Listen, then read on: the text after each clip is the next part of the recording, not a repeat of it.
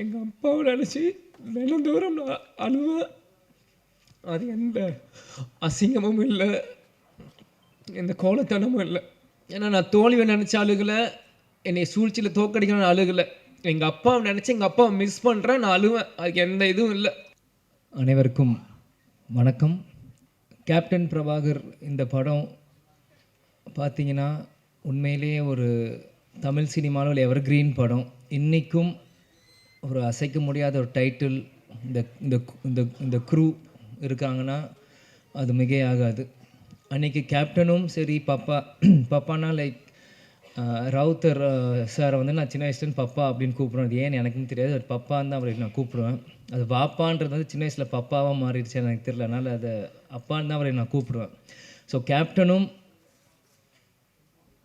ராவுத்தர் வாப்பாவும் இரண்டு பேரும் ஒரு மிகப்பெரிய ஒரு படத்தை உருவாக்குறதுக்கு முக்கியமான காரணமாக இருந்த செல்வமணி சாரும் இந்த நேரத்தில் நான் சொல்லிக்கிறேன்.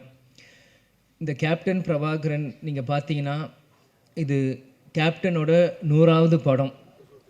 ஆனால் கேப்டன் மறைந்து ரீரிலீஸ் ஆகி இது கேப்டனோட முதல் படமாக நம்ம எல்லாருமே அதை கொண்டாடணும். கேப்டன் நடித்தது 156 படம், அதில் 100வது படம் கேப்டன் பிரபாகரன் தான் இது முதல் படம். இதே மாதிரி இன்னும் அவர் நடித்த 150 படத்துக்கு மேலேயும் இனி ஒரு வருஷம் அதை ரீரிலீஸ் பண்ணி இப்போ இருக்க யங்ஸ்டர்ஸ்க்கும் இப்போ இருக்க ஜென்ரேஷன் இந்த மாதிரி ஜென்சி கிட்ஸ் அப்படின்னு சொல்கிற மாதிரி இப்போ இருக்க ஜென்ரேஷன்ஸ்க்கு அன்றைக்கி கோல்டன் பீரியடில் சினிமா இன்றைக்கி வந்து டிஜிட்டலாக இருக்குது. அன்றைக்கி ரீல் காலத்தில் ரீல்ஸ் செல்வமணி சார் சொன்ன மாதிரி அன்றைக்கி எப்படிலாம் கஷ்டப்பட்டு இந்த மாதிரி ஒரு படைப்பை உருவாக்குனாங்களோ இன்னி இருக்க ஜென்ரேஷன்ஸ்க்கும் ஃபிலிம் இன்ஸ்டியூட் ஸ்டூடெண்ட்ஸ்க்கும் இது ஒரு கேஸ் ஸ்டடி மாதிரி இந்த படங்கள் ரீரிலீஸ் பண்ணும்போது தான் அப்பற்பட்ட 80s 90s அந்த இருக்க டைரக்டர்ஸ் ப்ரொடியூசர்ஸில் எப்படிலாம் கஷ்டப்பட்டு ஒரு படத்தை எடுத்தாங்களோ இப்போ இருக்க யங்ஸ்டர்ஸ்க்கு அது நிச்சயமாக அது புரியும். இன்றைக்கி இந்த கமலா சினிமாவிலேருந்து நம்ம பேசிகிட்டு இருக்கோம். வரும்போது முதல்ல அந்த கமலா தேட்டர் ஓனர் வந்து நீங்கள் வெல்கம் டு கமலா அப்படின்னு சொன்னார். சின்ன வயசுலேருந்து கேப்டன் படங்கள் எத்தனையோ படங்கள் கமலா தேட்டரில் விசில் அடித்து நான் பார்த்துருக்கேன். ஞாபகம் இந்த தேட்டர் எனக்கு கொடுக்குது. பிறகு ராவுத்தர் பப்பாவும் கேப்டனும் எப்படிலாம் ஒரு ஃப்ரெண்ட்ஷிப்பாக இருந்து பல படங்கள் அவங்க தயாரித்தாங்க. அதில் 60-70% எல்லாமே மிகப்பெரிய ஒரு ஹிட் அந்த படங்கள் எல்லாமே. அதே மாதிரி பார்த்தீங்கன்னா கேப்டன் பிரபாகர் டெக்னீஷியன்ஸ் அப்படின்னு பார்த்தீங்கன்னா இன்றைக்கி இவங்க எல்லாருமே சினிமாவின் ஜாம்பவான்களாக இருக்காங்க. நம்ம எல்லாருமே ஒரு டைம் ட்ராவல் பண்ணி ஒரு 34 இயர்ஸ் முன்னாடி போவோம். இன்றைக்கி எப்படி அவங்களாம் அன்றைக்கி இருந்திருப்பாங்களோ இன்றைக்கி அதே வேகத்தை அதே உத்வேகத்தோடு தான் ஒவ்வொருத்தவங்க பேசும்போது அவங்க நான் கண்ணிலையும் அவங்க இதில் நான் பார்த்தேன்.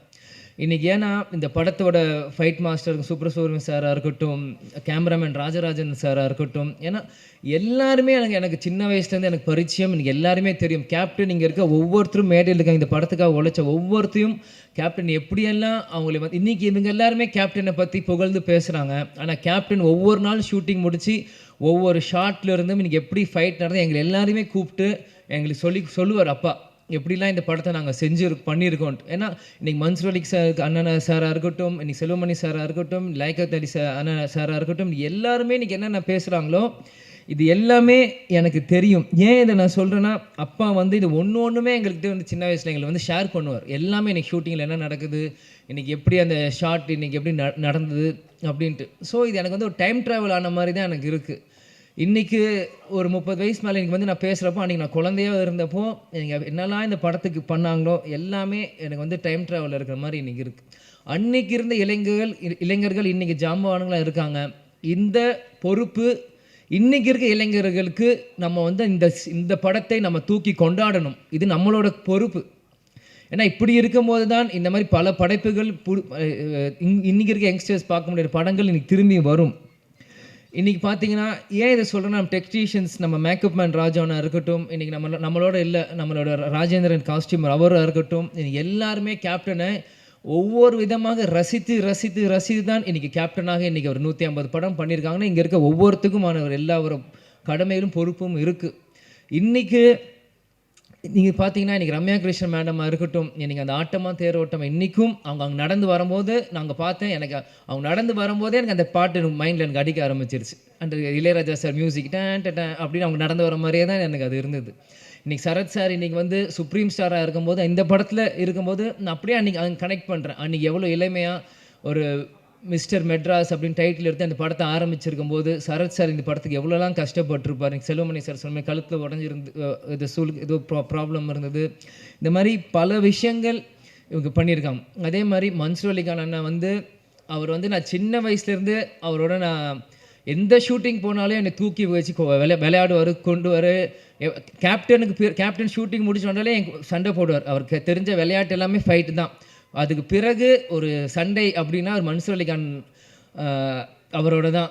ஏன் இதை நான் சொல்கிறேன்னா, ஷூட்டிங் தாயகம் அப்படின்னு ஒரு படத்தில் போகிறப்போ இவ்வளோ பெரிய மூக்கு இப்படி வச்சுட்டு குண்டு மணாலியில் பின்னாடி வந்து பயமுறுத்துறது, எங்களை தூக்கிட்டு போகிறது, அவங்களோட டாட்டர்ஸ் ரூபியாக இருக்கட்டும், இந்த மாதிரி எத்தனையோ பேர் அவங்களோட சின்ன வயசில் நாங்கள் பழகியிருக்கோம். அவன் கேப்டன் பிரபாகர் அப்படின்னு பண்ணும்போது என்றைக்கு கேப்டன் அவரை உருவாக்குனாரோ, கேப்டன் மறைந்த அந்த டிசம்பர் 28 கேப்டன் காலடியிலே கடைசி வரைக்கும் இருந்து கேப்டன் இருந்து அழிஞ்சு சேர்ந்த ஒரு நல்ல உள்ளம்தான் மன்சூர் அலிகான் அவர்கள்.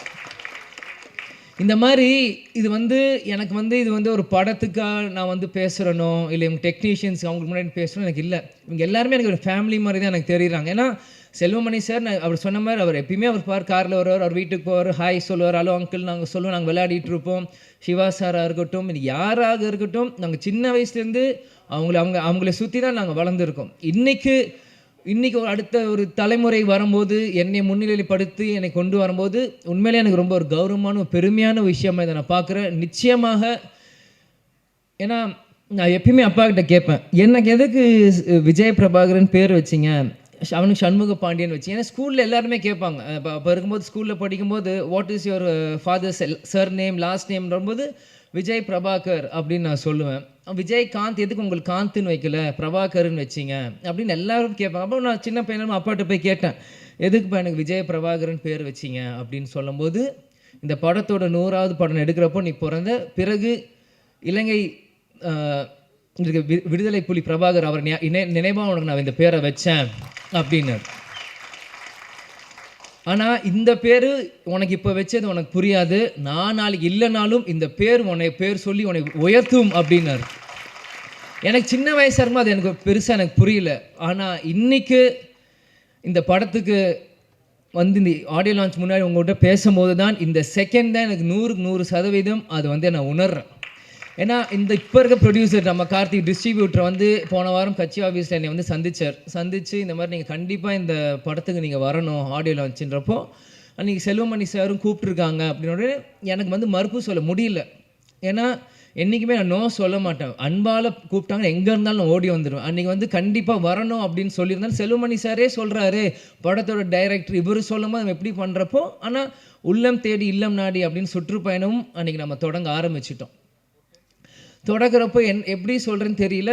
முந்தா நேற்று பார்சாதிங்க ஃபோன் கண்டிப்பாக வரணும் அப்படின்னு சொல்லிட்டாங்க. சரி வரேன் அப்படின்னு சொல்லிடுங்கன்ற. நேற்று திருப்பத்தூரில் பிரச்சாரம் போயிட்டுருக்கோம், பயங்கர மழை, வண்டி வரவே முடியல. என்ன இருந்தாலும் சரி நாளைக்கு பிரச்சாரம் முடிந்து நைட் 10 மணிக்கு மேலே கிளம்பி காலையில் வந்து சேர்ந்து இன்றைக்கி முன்னாடி வந்து நிற்கிறேன். ஏன்னா இதுதான் கேப்டன் எங்களுக்கு கற்றுக் கொடுத்துருக்குறார். நீ நம்ம குடும்ப விழாவுக்கு போறியோ இல்லையோன்னு கவலை இல்லை, உன்னை அன்பால் கூப்பிட்டா நம்ம கட்சிக்காரனும் சரி சினிமாக்காரங்க யார் கூப்பிட்டோம் அந்த செகண்ட் போய் நிற்கணும்ன்ட்டு ஒரு வார்த்தை கொடுத்துட்டோன்னா அங்கே போய் நிற்கணும். இதுதான் சொல்லுவார், துளசி கூட வாசம் மாறினாலும் மாறும், ஆனால் தவசி ஃபுல்லாக வார்த்தை மாறக்கூடாதுன்னா அது இது ஒரு முன்னுதாரணம். இதுக்காக இந்த 35 வருஷத்துக்கு பிறகும் இந்த படம் வந்து இங்கே ரிலீஸ் ஆகுதுன்னா கண்டிப்பாக அப்பா எனக்கு அந்த பேர் வச்சுருக்காரு. இந்த படத்தை கொண்டாட நீங்கள் லட்சக்கணக்கான தமிழர்கள் இன்றைக்கி உலகம் முழுவதும் இருக்காங்க. இந்த இடத்தில் நான் இன்றைக்கி கேப்டன் இல்லை, அன்றைக்கி நான் பிறந்தேன், ஆனால் இன்றைக்கி அப்பா நம்ம கூட இல்லை.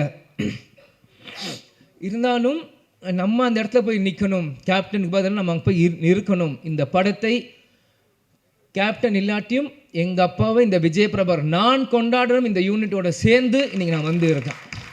அம்மா கூட சொன்னாங்க, எதுக்கு ஷம்மு தான் சென்னையில் இருக்கா போட்டேன். இல்லை நான் போகிறேன், நான் வரேன்னு சொல்லிட்டு நான் போகிறேன், எவ்வளோ தூரமாக இருந்தாலும் சரி நான் வரேன். முடிச்சுட்டு நாளைக்கு காலை நான் திரும்பியும் வந்து சுற்றுப்பயணம் நான் கலந்துக்கிறேன். ஆனால் இன்றைக்கி மற்ற எந்த படம்னா கூட நான் யோசிச்சிருப்பேன். ஆனால் இந்த டைட்டில் இந்த கேப்டன் பிரபாகருக்கு இந்த விஜய் பிரபாகர் கண்டிப்பாக வரணும், அப்பா இல்லாத நேரத்தில் இந்த விஜய் பிரபாகர் கண்டிப்பாக இங்கே இருக்கணும் அப்படின்னு சொல்லி வந்து இந்த விழாவில் நான் பங்கேற்றதுக்கு எனக்கு உண்மையிலே ரொம்ப சந்தோஷமாகவும் பெருமையாகவும் இருக்குது. நான் வாழ்ந்த இந்த வாழ்க்கைக்கு முதல் பலன் நான் அடைஞ்சிட்டேன் அப்படின்னு தான் நான் நினைக்கிறேன். ஏன்னா சின்ன வயசுலேருந்து எல்லாருமே என்னை வந்து பிரபாகரன்ற போது நீ அந்த படத்தப்போ பிறந்த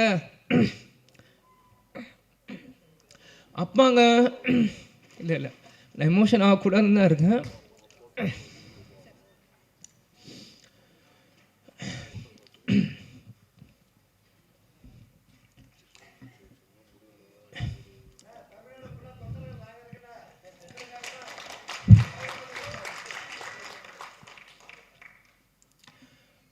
கேப்டன் எங்கேயும் போல நம்மளோட தான் இருக்கார். இவங்க இவ்வளோ நேரம் நம்ம எல்லாரும் பேசினாங்களே, இதுதான் கேப்டன். கேப்டன் எல்லார் உள்ளத்துலேயும் இருக்கார்.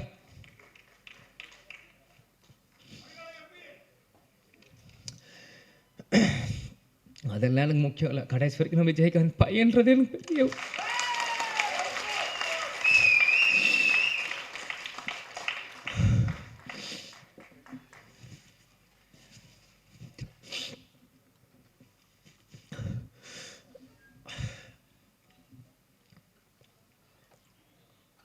ஏன்னா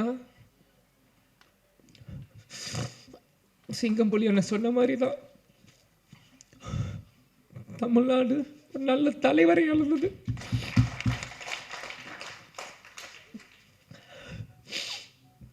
சாரி. ஏன்னா நான் அப்பா இறந்து 1 வருஷம் ஆயிடுச்சு, இன்னும் அழுதுட்டு இருக்காங்க. நிறைய பேர் கிண்டல் பண்ணுறான். இந்த உயிர் கடைசி செகண்ட் உலகத்தில் இருக்க எங்கள் அப்பா நினச்சிட்டே தான் நான் இருப்பேன். எங்கள் அப்பாவை நினச்சி தினந்தோறும் நான் அழுவேன். அது எந்த அசிங்கமும் இல்லை, எந்த கோலத்தனமும் இல்லை. ஏன்னா நான் தோல்வியை நினச்ச அழுகலை, என்னை சூழ்ச்சியில் தோக்கடிக்கணும்னு அழுகலை. எங்கள் அப்பாவை நினச்சி எங்கள் அப்பாவை மிஸ் பண்ணுறேன், நான் அழுவேன். அதுக்கு எந்த இதுவும் இல்லை. நிச்சயம் கேப்டனோட பிளெஸ்ஸிங் இந்த படத்துக்கு இருக்கும். அங்கே இருக்க ஒவ்வொரு ஃபோட்டோவும் என்னோடய ஸ்கூல் புக்கில் நான் படிக்கும்போது எங்கள் அப்பாவோட ஃபோட்டோ ஒவ்வொருத்தையும் எங்களோட ஒரு நோட்லேயும் எங்கள் அப்பாவோட ஸ்டிக்கர், இந்த படங்கள் நான் வரும்போது இது எல்லாமே நான் பார்த்தேன். கேப்டன் அந்த ட்ரெயின் ஃபைட்டில் அந்த குதிரையில் வந்து அந்த ரெட் கோட்டில் போட்டு சண்டை போடுறதா இருக்கட்டும், குதிரையில் வரதா இருக்கட்டும், ஒன்றும் என்னோட எல்லா 150 படங்கள் நீங்கள் இன்னைக்கு கூட நீங்கள் எந்த படம் ஒரு செகண்ட் இந்த ஒரு சின்ன சீன் காமிச்சிங்கன்னா கூட இது கேப்டனோட எந்த படம் நான் சொல்ல முடியும். ஏன்னா சின்ன வயசுலேருந்து எங்கள் அப்பாவை ரசித்து ரசித்து ரசித்து ரசித்து எனக்குள்ளே ஏற்றிக்கிட்டு இந்த இடத்துல நம்ம நிற்கிறேன்னா கேப்டன் எங்கேயும் இல்லை, நம்ம கூட தான் இருக்கார். கேப்டன் ஒரு மிக சிறந்த தலைவர். அவரோட கொள்கைகளையும் லட்சியத்தையும் வெல்வதற்காக தான் இந்த விஜய் பிரபா இங்கே நான் நிற்கிறேன், எனக்காக இங்கே இல்லை. நிச்சயம் இந்த படம் 100 நாட்கள் மேலே ஓடணும். அதுக்கு அந்த சப்போர்ட் மீடியா பர்சன்ஸும் சரி, தொண்டர்களும் சரி, ரசிகர்களும் சரி, இப்போ இருக்க ஜென்ரேஷன்ஸ் எல்லாருமே இந்த சப்போர்ட் நீங்கள் பண்ணணும்னு நான் கேட்டுக்கிறேன். அதனால் எல்லாருக்கும் நன்றி. சாரி, நான் அழுதுருக்கூட சொன்னேன், அழுது மன்னிச்சிக்கோங்க. அதே மாதிரி இவ்வளோ நேரம் மீடியா பர்சன்ஸ் இருந்தீங்க, 11 ஆச்சு. உங்களுக்கும் இந்த நேரத்தில் என் நன்றியை நான் தெரிவித்துக் கொள்கிறேன். குரூக்கும் நன்றி. வணக்கம். தேங்க்யூ.